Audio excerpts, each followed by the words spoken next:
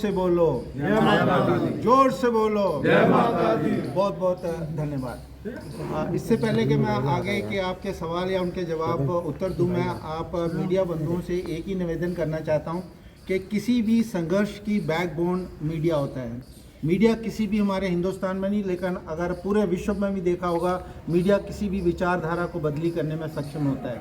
आज अगर आप सभी लोग यहाँ पर आए हैं, इसका मतलब मैं ये लूँगा कि आप सभी लोग सहमत हैं कि यहाँ पर जो भी निर्णय लिए गए वो एक घोर अन्याय था।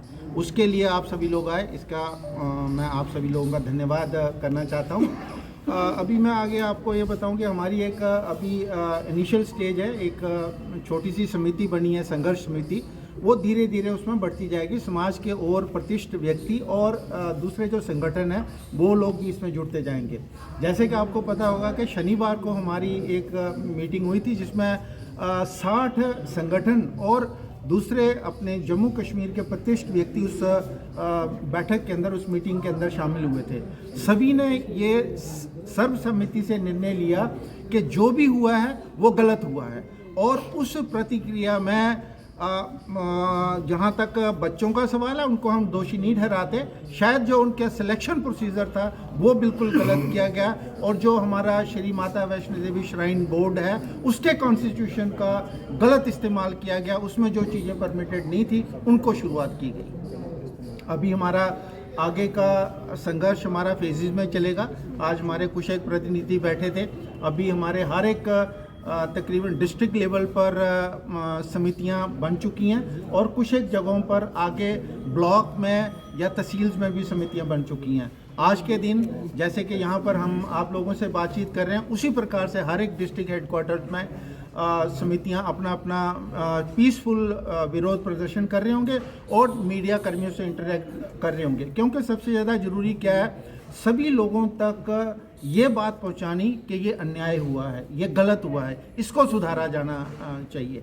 और जैसे कि अभी हमारे यूटी के मुख्यमंत्री जी ने भी कल कुछ स्टेटमेंट दी, जिनको उस स्टेटमेंट देने का कोई अधिकार नहीं है, क्योंकि ना ही वो किसी धार्मिक संगठन के मुखिया हैं, ना ही वो किसी संगठन को रिप्रेजेंट करते हैं। वो इस यूटी ऑफ जे के मुख्यमंत्री हैं, वो सबके हैं।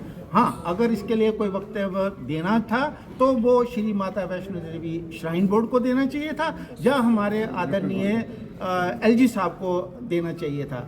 और दूसरा, मैं इसके साथ एक और बात जोड़ना चाहता हूँ। शायद हमारे आदरणीय मुख्यमंत्री जी को इस्लाम की भी ठीक से जानकारी नहीं है, क्योंकि इस्लाम में जितनी मुझे जानकारी है उसके बारे में, वहाँ पे मूर्ति पूजा को गलत माना जाता है, और मूर्ति पूजा से आया हुआ पैसे का इस्तेमाल करना भी एक सच्चे मुसलमान को हराम माना जाता है। तो अगर वो सच्चे मुसलमान होते तो उनको इसकी भी जानकारी होती।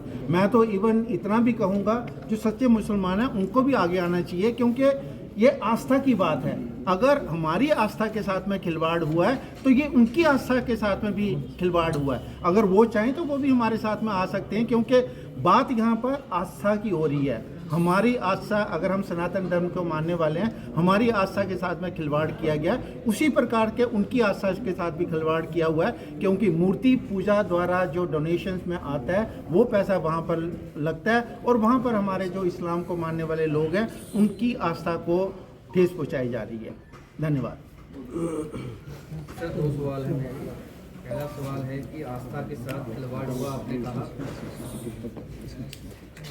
पहला सवाल है, आपने कहा कि आस्था के साथ खिलवाड़ हुआ, उसके दोषी कौन है और इसको ठीक किस तरह से किया जा सकता है? देखिए, अभी ये दोषी का निर्णय करना ये आप लोगों के ऊपर निर्भर करता है। ये आप लोगों से निवेदन है कि आप डिसाइड करिए कि दोषी कौन है। यहाँ तक हमारा सवाल है एक जिम्मेदार नागरिक होने का। हम ये चाहते हैं कि अगर कुछ गलत हुआ है तो उसको हम सुधारने में अपना पूरा योगदान दें। सर, दे रहे हैं, कुछ पीरियड तक तय कर रहे हैं कि इतने अर्से के अंदर जो है वो अगर इसका सोल्यूशन नहीं होता तो फिर नेक्स्ट कोर्स ऑफ एक्शन क्या होगा? जल्दी से जल्दी वो जल्दी से जल्दी होगा, और हम क्योंकि इसको ज़्यादा डिले नहीं करना चाहते, क्योंकि कोई भी चीज़ डिले होती है तो वो ठीक नहीं होती है, और अगर ये ज़्यादा लंबा भी होगा तो उसका भी नुकसान होगा। हम एक जिम्मेवार नागरिक हैं, हम नहीं चाहते कि संघर्ष वो रूप ले जिससे आम नागरिक को परेशानी हो, क्योंकि आम नागरिक की परेशानी हमारी परेशानी है।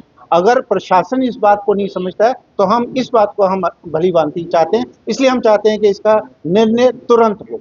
सर, ऐसा वीडियो एक्ट के अंदर ये साफ तौर के ऊपर कहा है कि यहाँ पे इस यूनिवर्सिटी के अंदर हर कास्ट, हर क्रीड का बच्चा, हर रिलीजन का बच्चा जो है वो आ सकता है। क्या इस एक्ट को चेंज करने के लिए संघर्ष समिति जो है वो अपना संघर्ष जो है वो जारी रखेगी? आप एक्ट की बात कर रहे हैं या श्राइन बोर्ड एक्ट की बात कर रहे हैं? SMBDU एक्ट की बात कर SMBDU एक्ट में जो है वो कहीं पर भी नहीं लिखा है कि किसने आना किसने जाना है। वहाँ पर ऑल इंडिया लेवल की सिलेक्शन होती है, वो स्टेट लेवल की सिलेक्शन नहीं होती।